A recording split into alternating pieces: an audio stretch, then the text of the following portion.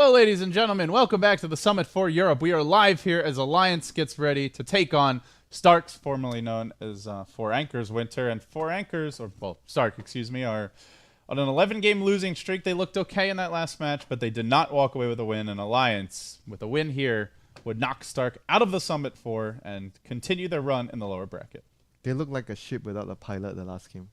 Well, let's see if they can find one now. The draft is progressing rather quickly, guys, so we'll just hop into it right away. Interesting stuff here, WinteR, as Darkseer slips through. He slipped through the first stage last game, but last time he was ignored. This time grabbed nice and early, and Alliance even allows Stark to get the Wyvern. Almost always you see teams either ban one of these heroes or deny pick it, but Stark get both. They have a good argument about that though. They pick the Tusk in reply of the Darkseer and they have their Radiant Shadowfiend. So I wouldn't say it's all... Maybe in the last patch you could argue you have to deny it because Wyvern plus Darkseer is so strong in the last patch. But this patch I think you can actually forego that and go for something like the Shadowfiend, Radiant and Tusk. I think the trade-off they actually got from the first two picks is still alright for Alliance. Draft now proceeding. Stark are going to ban the Prophet in the second stage. Bulldog didn't have like his most spectacular explosive Prophet game ever, but still felt like he was a bit of a nuisance, and Stark just want to make him play something different, I guess, more than anything. So TA now banned out by Alliance. Stark definitely want that big damage dealer. The Ember, the other big partner for Darkseer, he was banned first phase, so Spirit Breaker. They'll have to do something different. Yeah, Spirit Breaker. We've seen a little Night Stalker Darkseer dual lane at times as well. Yeah, those two heroes will be nice. Plus, Night Stalker is a hero that provides vision, and it's very good against a Shadowfiend type of hero where you want to keep focusing on jungling. You want to have someone that can actually focus on shutting down the vision and giving vision when he's doing his jungle. A Bounty or Night Stalker would be nice to their lineup. But Spirit Breaker is also... You can consider Spirit Breaker vision sometimes when he gets a charge on the SF, so you can actually lock target on him and you know where he's going towards the jungle. Fourth ban for Alliance, and then they'll have the first pick coming into phase 2. They go Shadowfiend, which we've seen S4 actually playing for the most part for Alliance. I don't think Loda plays the Shadowfiend at all. I think it's only S4 that plays the hero. So bit different from say like an EG, where if it's more of a farming mid, normally Arteezy will take it and they'll switch Sumail over the safe lane. But Alliance tend to stick more with their laning assignments. And they never put Bulldog on the Tusk as well. So with the first two picks of Alliance, you pretty much know that the Tusk is the support. SF is going to be S4's hero for sure. So you have a better idea on how they're actually going to run their lines, their lanes. The one exception with Alliance is I think if they run Naga or Alk mid, or if they run Naga or Alk, it's normally Loda who plays and he will go mid. But outside of that, it's almost always S4 in the mid lane. Yeah, good ban. Because Spirit Breaker would actually put a lot of pressure on the Shadowfiend. So that was a good ban from Alliance. So it's going to allow the Shadowfiend to be much more confident in his laning phase without the Spirit Breaker for Stark. Yeah, also, of course, the Broodmother ban, definitely a good choice. Brood is always a good ban. And they actually, it's interesting though, because they do have Darkseer. He's considered one of the best heroes to lane against a Brood, but it's still, at some point he wants to leave his lane, and you just can never do that against the Brood. You know what? We learned in the recent weeks that dealing with the Spiderlings is not the counter. Killing the Brood is the counter, and Darkseer doesn't kill the Brood. Yeah. Oh, nothing they have kills a Brood. Lion will be grabbed up now by Stark. They have more disable, and they have a combo with the vacuum into Impale, and Alliance is going for their sort of 5-man. They have a lot of heals though with the healing wall and the Voodoo Restoration from Witch Doctor, and very 5-man. They can I think you ban Lone Druid 5th here. They have the healing ward with the bear, plus you've got the mech carrier and the Voodoo Restoration.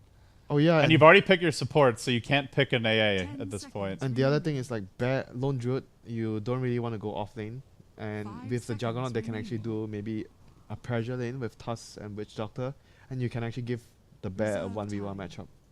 Because I definitely think you ban Lone Druid here. Even though Alliance might not actually want it, it's like still a very scary pick for me. Okay, so they want to have spam to be able to defend against the 5-man, because it's clear to see that Alliance wants to be grouping up and taking fights, taking towers early, just similar as the last game. They have a very similar game plan but different heroes. Bulldog never plays the Tusk, right? I don't think I've seen No, him. he doesn't play the Don't Tusk. think I've seen him I on actually Tusk. would. I actually could see. You talk about Lone Ju, but I could see still something like an Undying work for them. Undying plus Tusk, Witch Doctor, Juggernaut, own your lanes, get your mech on Shadowfiend, and push. You can still run that idea with an Undying. It could be still as good as getting a Lone Ju. That's the nice thing if you're Alliance, is teams naturally want to ban these classic Bulldog heroes, but they don't have to run them. They can mix things up. Yep. So with the Quas Rex Invoker, they would actually have a lot of spam. No. Okay. Nyx Assassin. 4 in heroes. What a game for Nyx. Nyx. He's very like he's gonna have a hard, I'm not sure how much of a good time he's gonna have in the lane to get level. So because Nyx is not really like, I don't think you can leave him alone. So I think the They'll Tusk, probably dual lane him. the Tusk will probably be helping, because if you leave the Nyx alone, he's gonna have a very tough time getting experience. So Pretty annoying dual lane though. I think the Tusk will probably get a shards block at the first wave for the Nyx to actually help him, or he would just be in the lane entirely to help the Nyx with his experience. So they have the Sven plus the Vacuum and the Iron Shell with Darkseer. Decent combo there, and with the Curse as well. Yeah, Stark have a sick team fight if they get it off. If they get it off. And If they get it off. If they don't, go in when they have 1 hero or 2 heroes down. All right. Well, could be an explosive game for Bulldog. Mana Burn's really scary here. Yeah, but like the issue with the heroes is never it's never with the spells. It's always with his laning phase, because Nyx is always weak in the laning phase. But he can have help, because Loda doesn't really need that much yeah, help. that's why I was saying that the Tusk would actually need to help the Nyx in the laning phase to actually. But I think he definitely can. So yeah, to actually help him get his footing into the game, because when you fall behind as Nyx, you cannot jungle, and you suck at roaming before you have your level 6, so you're gonna have a tough time. Mm-hmm. The only way you can get your levels is from the lane, so you. But they're so good at ganking in the mid game. You've got the Tusk to initiate. Jug can run in and get some easy kills. Nyx, sneaky little bugger that he is, can wrap around behind you and cause pain. Come on, if Nyx is not sneaky, it defeats the concept of the hero. It's literally the sneaky Nyx assassin. Oh, that's like, you have to chip in for that. That's a meme. That's a meme? That's a team name. I'm shouting out my boy Fluff and stuff. It's nah, dude. IX Mike, where are you at? He's actually not. He's no longer a Dota 2 player. He's left us for Smash Brothers Melee. He's changed. IX Mike has. So we see both of the supports from each team TPing to lane to get an early observer to scout out whether the offlaners are coming in to actually place wards. And if you have a Lion, level depending support, I think this is important for you to do, because you want to make sure that you are able to deward so you can keep pulling and getting experience. So definitely a really important move for Stark. And for Alliance, their supports are not so level dependent, but they do still want to see where you actually place the ward so they can actually kill the offlaner. So Arcade's going to spot it out. Easy deward, easy 50 gold. Oh yeah. Nice guy. Give it to Nuts. He give it wants to his Nuts. boots. So Nuts has skilled his eye shots at level 1, so I think he's actually going to try and block the off lane to actually secure some experience for the Nyx assassin, for Bulldog. Bounty rune should be 1 apiece, and I'm curious to see whether Nymphy actually goes for. Remember the other day when we saw an Invoker? He's a Quas Rex Invoker, but he goes for an early point in Exalt for the alacrity in the lane. Invoker just struggles so badly in the 1v1 matchups. This build helps a bit, but I don't know. I feel like almost every Invoker I've seen as of late still loses his lane pretty badly. Didn't we see a good Invoker? There was one game, that was the only game we saw where he went for the early Exalt for the alacrity that he actually did well in the lane. Someone ran him in the qualifiers, now it's escaping me. Yeah, there was definitely one game, because we were actually casting that game, probably.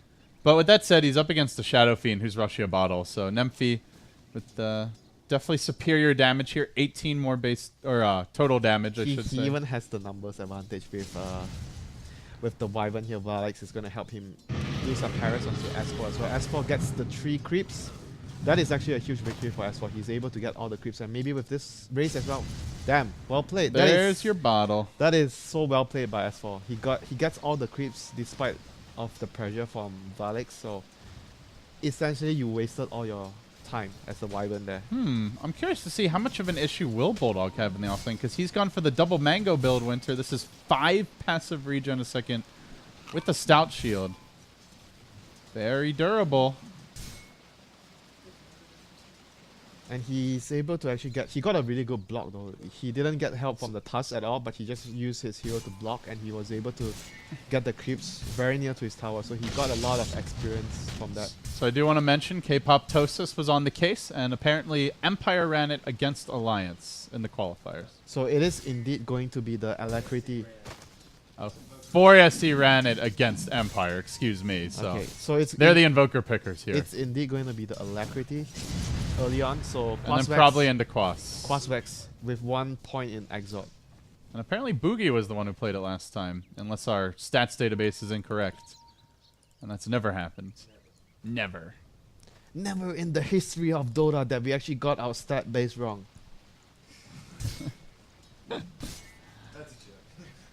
So Bulldog did already eat a single mango. I'm not sure why, to be honest. Misclick. Yeah, I don't think he's really needed to use any spells here. He actually misclicked. I'm not sure. I wasn't paying attention, but there's usually no reason for Even if you can use the mana, there's no reason to activate it unless you're about to die and need the stun to live. Yep. True. Can't really argue about that. Probably just a misclick. You know, it happens now and then. So he's nervous. He doesn't have Alfredo to back him up. He's sneaky. So yeah, keeping eyes on our cores here. Looks like the Sven's free farming safe lane. Juggernaut doing pretty well now with the lane fully abandoned. So mid lane. Have an easy time of it. They are making their move though. Nemphy called out, dropping the Sunstrike directly on top of himself, but it's a bit too much tank for Nuts. He will survive. This is the issue of the Darkseer going to the jungle though. I don't really agree with him going into the jungle this early, because it allows the Tusk to be so mobile in the lane. Like, he doesn't have to help bottom. They had a tri-lane bottom. Yeah, because he doesn't have to help bottom. Even if you have a tri-lane bottom, I think, because he basically what he did was he dropped 2 iron shells at level 1 and he went straight to jungle. He didn't even try to maybe secure himself level 2 in the lane. He just basically did not try. He gave up and he went to the jungle. So it puts the mid player, especially when you are playing Invoker, you don't have any way of defending yourself early. And he's got nothing here. No lane ward, no... Oh, it's actually an Exort Invoker. No support. And it is a full Exort Invoker. Ooh, shards. That would have been another kill there.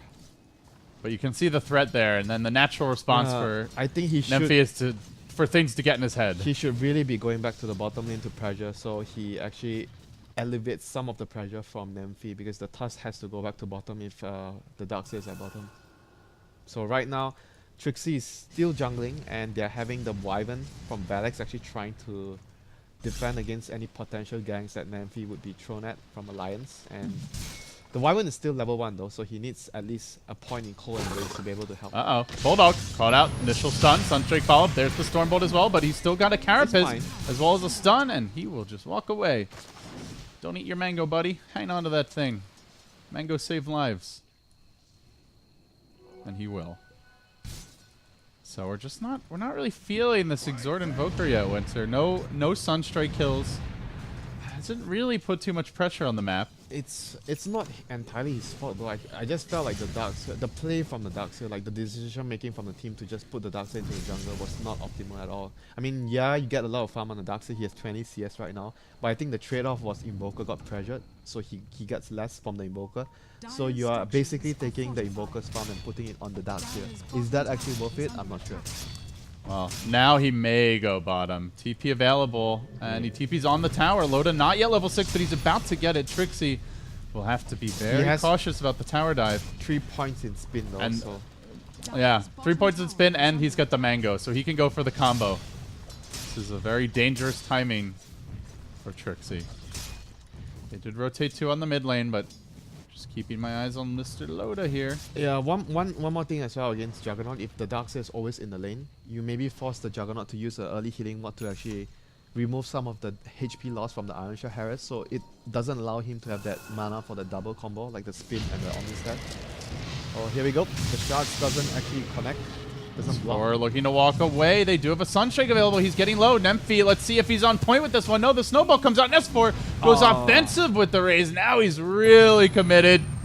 Got him. No, he just missed. Looked like that one was going to clip That would have been S4. a kill. That would have been a kill. S4 exactly had 225 HP after that right click from Invoker. That would have been a very, very big kill for them. Well, with Invoker Sunstrikes, it feels very much this is a hero that if you miss them early, he really suffers in the mid game. Not like a Pudge. Yeah, you miss a hook, no big deal. He's not your carry, but this is a mid Invoker who will be asked to do a lot in the team fights. Yeah, so far the Nyx pick has actually worked out really well for Alliance. He is almost level 6. And he did this without jungling, whereas the Darkseer is level 6 with jungling, so he had to pay a price for not being in the And lane. the Nyx is full health. I don't think Bulldog's even gone base once. Just that passive regen, a tango here or there, and the mango regen making the difference. A mango a day keeps the fountain away, so boys, get the mango. Mangoes bring all the boys to the yard, WinteR, didn't you know? That's why you get multiple mangoes now. You get 2. Oh, nice carapace there. Bulldog just denying Boogie, who's only gone for the level 1 stun, and now they're going to double TP in behind the tower. Nope, those get cancelled. Yeah, Juggernaut was TPing in, and the moment he realized that it's probably even better for Bulldog not to pop the carapace there, so they would actually dive him, and Juggernaut was going to TP in to actually get the return kill. Yeah. If just your natural reaction, like, oh, I can carapace dodge this. If they actually wanted or intended to actually bait the Sven into putting himself in a bad position. Oh, they're just going to Blade Fury here. Good way to deal with the Ion Shell damage as well as just clear out the wave.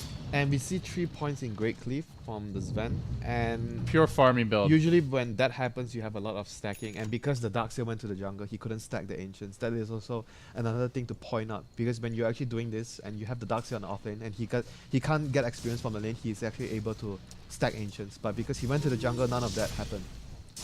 Well, he is bottom now, but it feels the damage may have already been done. His Nuts been getting a lot of farm here. Level 4. Catching up in terms of his early progression.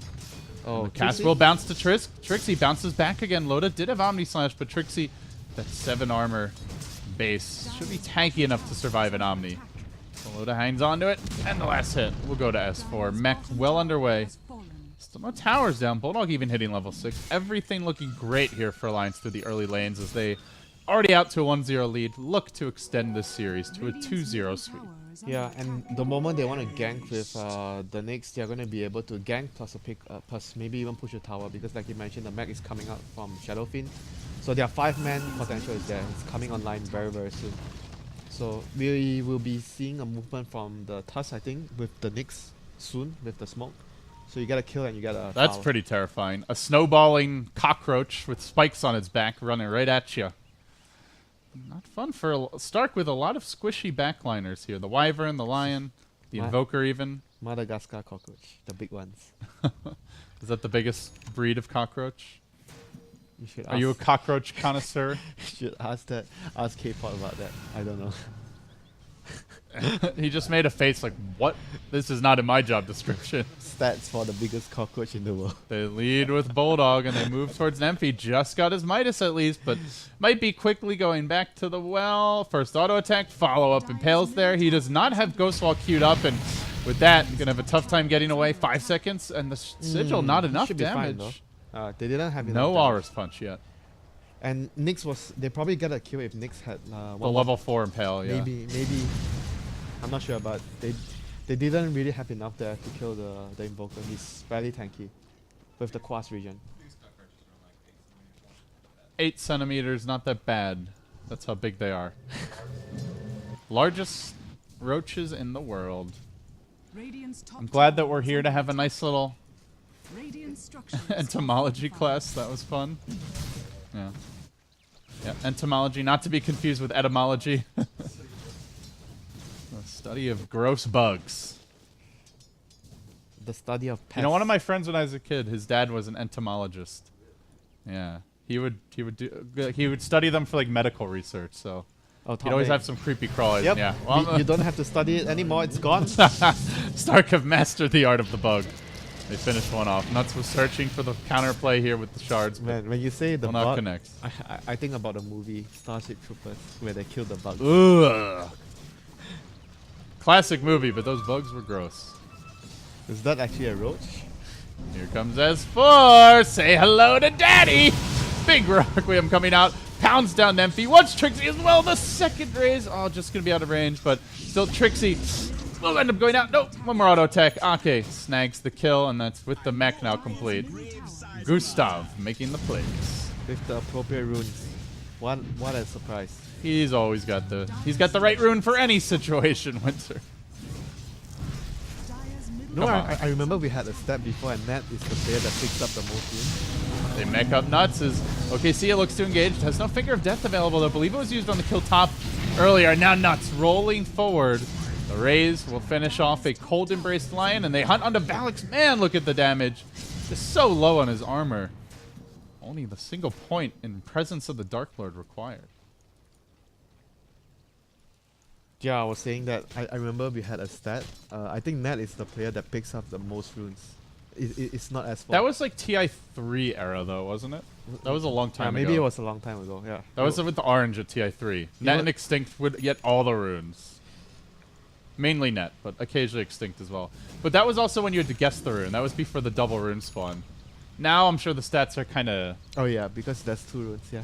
I agree. Like normally each team will get a rune, so I guess that stat lost a little meaning. The only stat that has a meaning is Gustav getting his haste rune. The probability of Gustav getting a haste rune. Oh yeah, another good rune for him. Why not? Yum yum yum. Now they can push. Or maybe they gank. Okay, Sia doing a spot of dewarding here, but the snowball should find him. Alliance has the ward uphill. They roll directly in. Doesn't even bother with a raise. Just a couple of auto attacks chunking down that squishy little line. They just need to make sure that they drag the game now and don't give up too many important kills, because the Sven has actually just cleared a big ancient stack before. It was probably a 4 stack, 3 or 4 stack with his skill build. It's easy to clear it out. So he's going for the greedy build, the Helm of Dawn into SMY. So we'll see whether it actually plays off for him. So Sentry comes down for detecting that annoying roach, which is actually at top lane. Stark will take the bottom tower while Alliance move in on top. Leading 5-1 at 13 minutes. They have a very comfy 4K gold lead. I have this feeling that they can actually force the high ground though, because they have a Midas on Invoker. Well, if they get a pick here, and they might get more than that. OKC and Alex both in a Where's the sentries? Compromised position. They have one, but they haven't dropped yet. Oh, hello, Bulldog. How you doing, buddy? Quick Hex. They have a finger ready, but they're not going to commit on him as Loda's rushing in. Omni Slash available. Snowballing forward. Sunstrike's going to connect on Bulldog, but it looks like it was split between 2 heroes. The mech's there. Did commit the Omni for that quick Lion kill, and now they turn on Trixie. Blade Fury rolling forward. Loda doesn't have the phase boots. They were on cooldown. Level 1 vacuum. To back off. It's level 1 vacuum. I'm not sure if this is a good idea for them. Even if they land the combo. Score will tank a stun, but it's only a level 1 Stormbolt. Hardly even tickles him, and Stark gonna struggle to defend here. Still not WinteR's Curse. The level 1 vacuum. I honestly think Alliance don't even need to back, despite using all those spells. I'm even surprised that Stark wants to try and fight this. I don't think they can actually fight this at all. I feel like they have to. I think they need to just get levels though. They need level 6 on the Wyvern. They need more levels on Vacuum. These are the 2 key things they need. We'll take down the tower. Alliance in great shape here.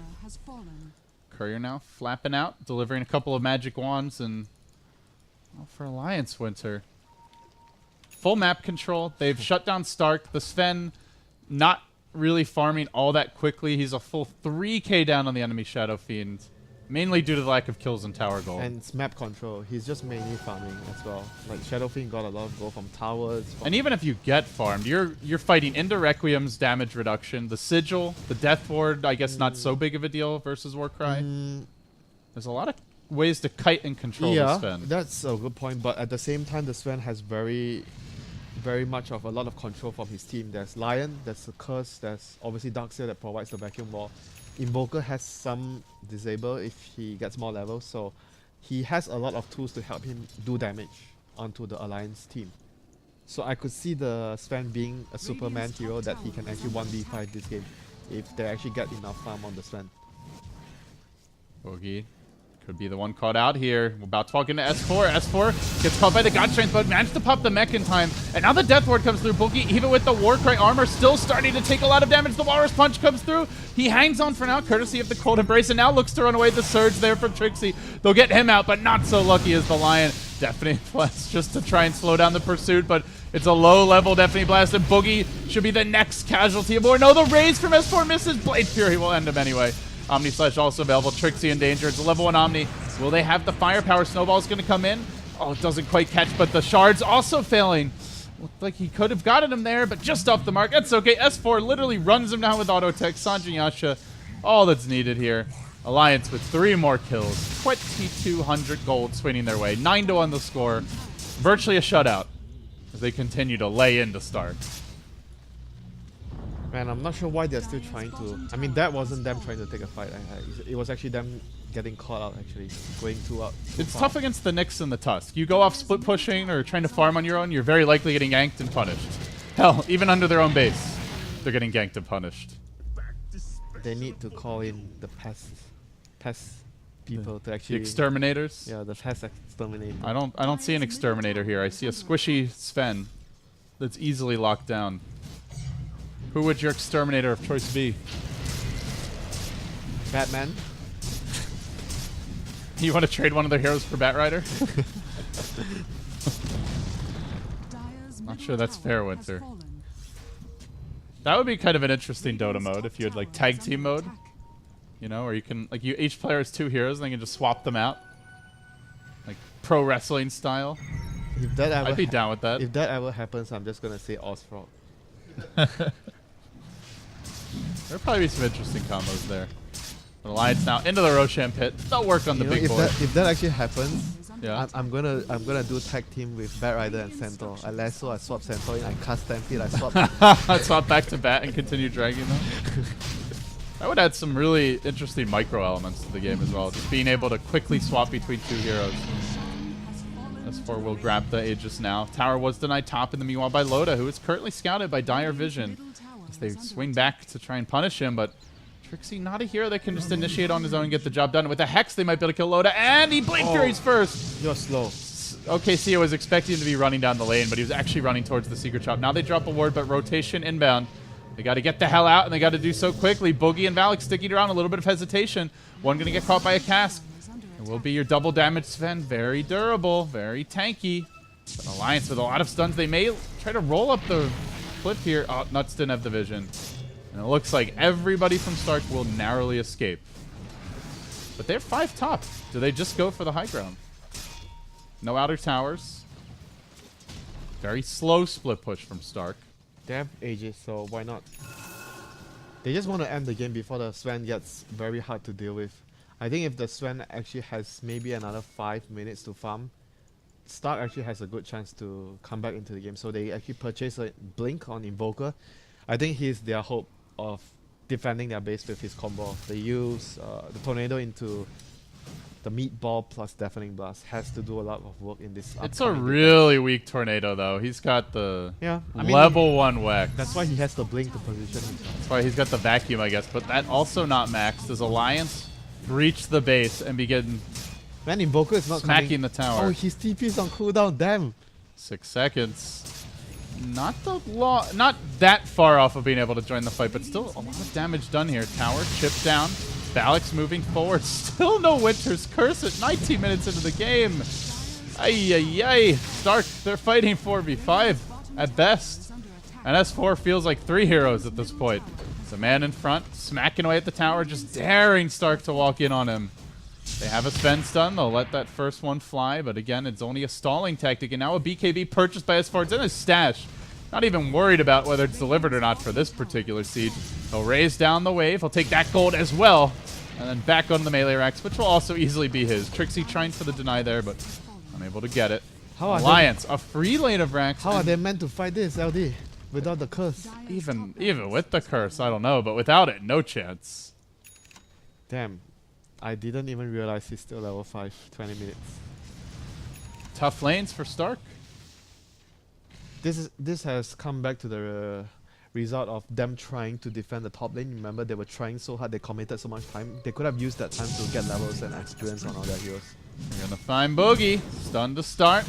Does not have a BKB, just the Ogre Club. And Boogie also lucky to Byrack. They have a Walrus Punch a creep up in the air. He got killed by the neutral. And the neutrals get the kill, but still Sven's on the sideline for 50 seconds. They're also going to clear out the stack.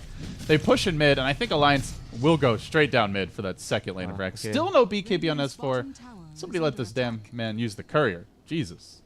Game is over. Soon. Don't worry, he doesn't need his BKB. A bold prediction, WinteR. I don't think I'm going to take the bet on that one. Sure, you can. I'm gonna welcome you to take the bet if you want to. No. I don't want to lose any more bets to you. Alliance now working away, hacking.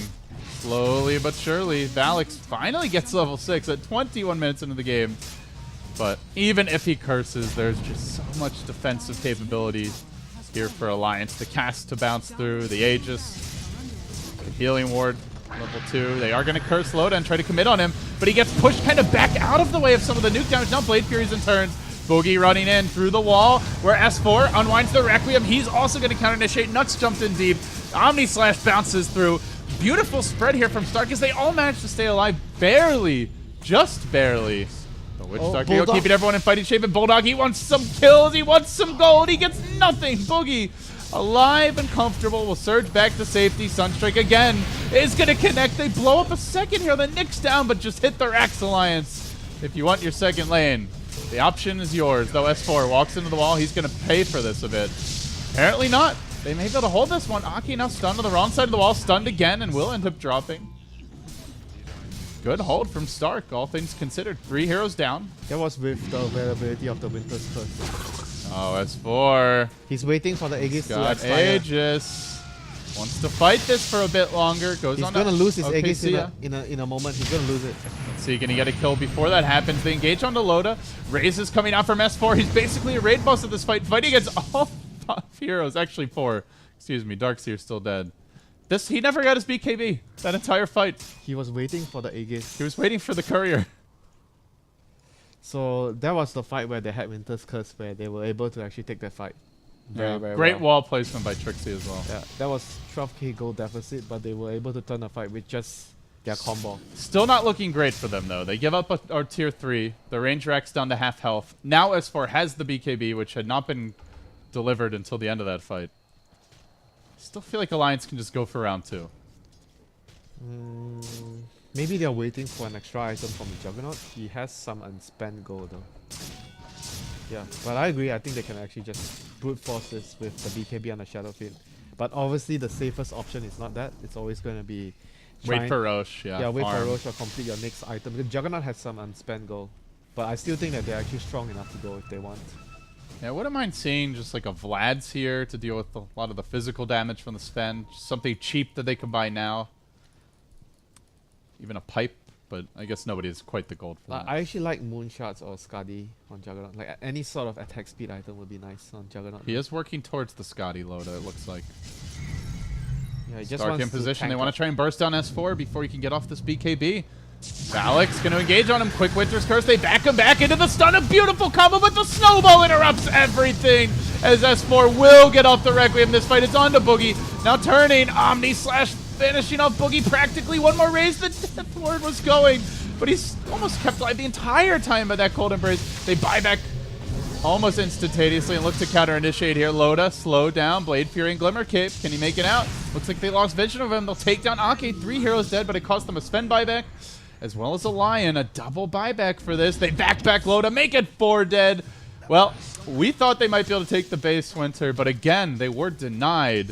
And with that lost fight, now Alliance are going to have to slow things down. Yeah, that was still a really good combo setup for the Meteor plus the Sunstrike. It was so much damage and they got the Impale onto 2 heroes. The Snowball actually, even though it actually prolonged the fight a bit, but they already took a lot of damage from the Meteor. And when S4 came out of the Snowball, he was like 300, 400. 3 or 4 seconds Yeah. late to BKB. Well, not 3 or 4, like 1 or 2 seconds. He was also like at 400 HP or 500 HP. He popped and he his took mech. more damage before he got off the BKB. He popped mech. his mech and he, oh no, he's gonna get chased down by the Strike Sven. coming through, and still hasted. Still should be fine. Once the courier. Well, gotta be careful here, S4. God Strength going down. He'll pop the mech. Yeah. Meanwhile, Haste Trixie through. also retreating. Looks like he should be okay, but yep, down in the river where Nymphy is getting caught out. Now the Mana Burn, and then the Fall of Carapace is there. Shards will corral him. Trixie wants to help. He gets the back, goes for the wall bank, fails, and blinks out. Onto the high ground Sigil. We'll see him, but not able to stop that TP. Yeah, at this point I think they want to just wait for the next Roshan because they already took a lot of damage in terms of level wise and economically wise as well. So probably waiting for the next Roshan is the most secure move for Alliance now. Or maybe not, they're actually gonna go again.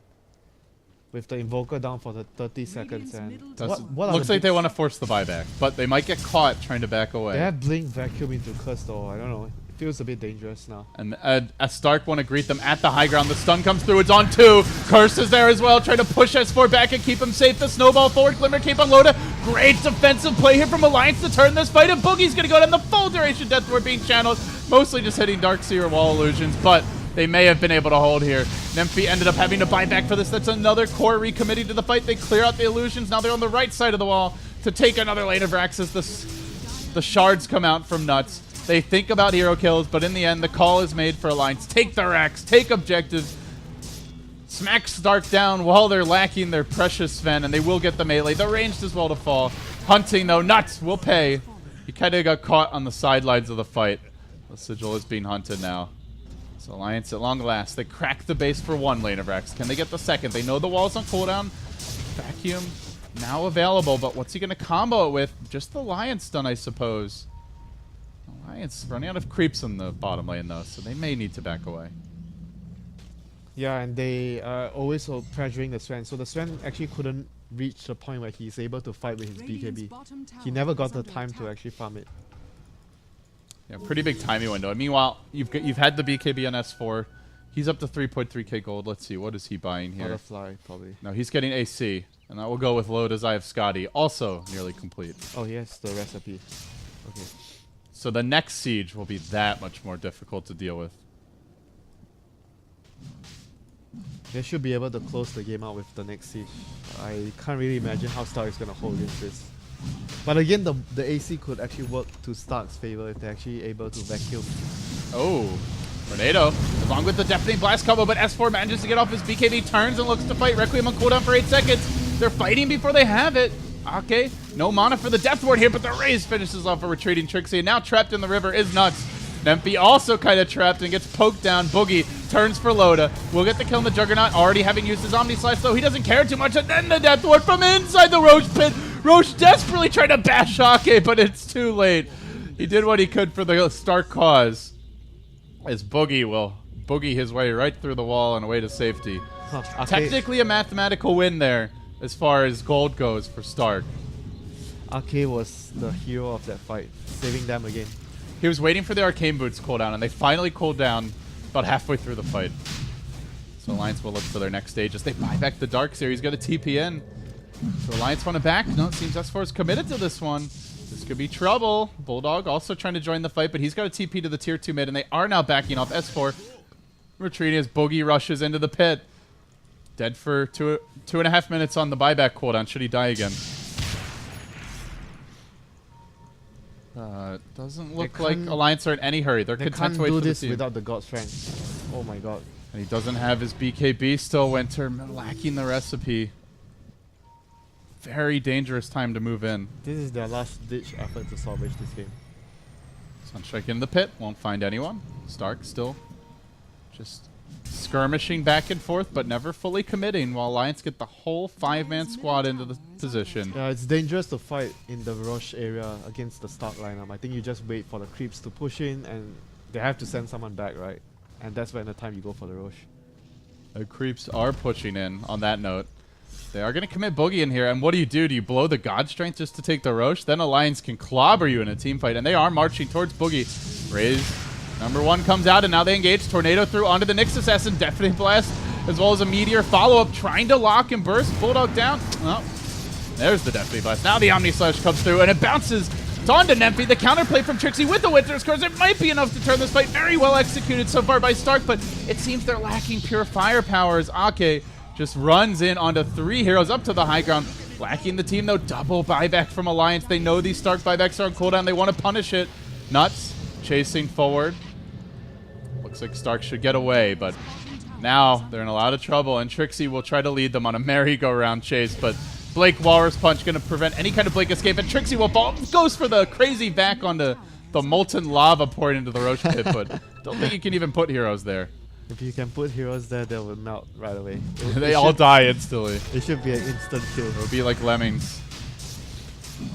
And Alliance lead 22-14, about to grab their second Roshan. 14k gold lead. Stark have just been throwing bodies and buybacks at this game for too long. The item progression is simply non-existent. Yeah, but you could see how much damage their combo would have done if they had a much better start, a much better game, where they are able to actually get more levels on the supports earlier. They're definitely not a terrible team, and they are competitive. It just feels like Alliance is always one step slightly ahead of them in terms of farm, execution, and decision-making. I mean, we saw 4 Anchors heading into TI5 qualifiers as a team that actually was capable of taking games off of some of the top teams, even the likes of a Vega, or at the time a Na'Vi, who was one of the stronger teams in the qualifier and ultimately went on to win it. Boogie, though, gets put under now. Deafening Blast coming through, trying to keep their Sven alive, but the Death Ward's there. A zoning. Ake with a big Death Ward attempt, but he will get vacuumed out of it. That's okay for Alliance, though. They want the Rex. They're going to get them. S4, BKB dodging a stun, and now Requiem right towards Alliance. Of course, Bulldog, just classic Bulldog. Forget about the Rex. He's just going to try and right-click the throne. He'll suicide for it, but at least he'll make his fans happy. A rat to the end, even when he's actually a cockroach. Okay, 10 points. 10 points for... Thank you, my friend. Take those points. We're going to need them for the days ahead. Now loaded with the Omni Slash engaging. It's bouncing around. Too much damage here, and they'll curse Loda, but Nuts and Ake unable to finish him off. S4 cleaning up the back lines, and now moving forward. A double kill for S4. GG is called, and Stark get run over here. En route to an Alliance 2-0 sweep. They stay alive in the Summit 4, and with this, we bid adieu to Team Stark. They are knocked out of the lower bracket, and they will not have a chance to come to the LAN finals. Sayonara. Stark. I mean, they were the weaker team, though. It was clear in the series that Alliance were much better in most of the departments, like in every department, you could say. Felt like the movement was more efficient. The warding game was a bit stronger. The laning stage was better. Just all across the board, Alliance was just a little bit more comfortable and ahead of Stark. They didn't even have a bad draft both the games. I felt like their lineup could actually work if they sort of have had a better execution or better decision making, and overall just a ship without a pilot or a ship without a captain. Their captain has been lost. It's a ship with no master. Who can set it aright, WinteR? Who will it be? They need to look for the next Jerax or Matumba, man. They didn't really feel the void. Easier said than done. Yeah, they didn't feel the void when both of those players left the team. Well, this is going to wrap up our first series, guys. Coming up in, I think it's like an hour or so, hour and 20 minutes, actually, unless the match starts early, we will have Liquid versus Vega, WinteR. That's a pretty big match. And in the meantime, time for a pub. All right, WinteR's going to pub, guys, so maybe he'll stream it if, Just kidding. if you're lucky. So this will be a winner bracket match coming up. Winner of this match is guaranteed into the top 3, which means they only need to win one more series from there to come to the LAN finals, as we will have 2 teams qualifying from Europe. So Liquid versus Vega, big match, guys. That'll get started in about an hour and 20 minutes. This one was very fast, so that's why we have the break. Thanks for watching this Summit 4. We'll be back in a bit.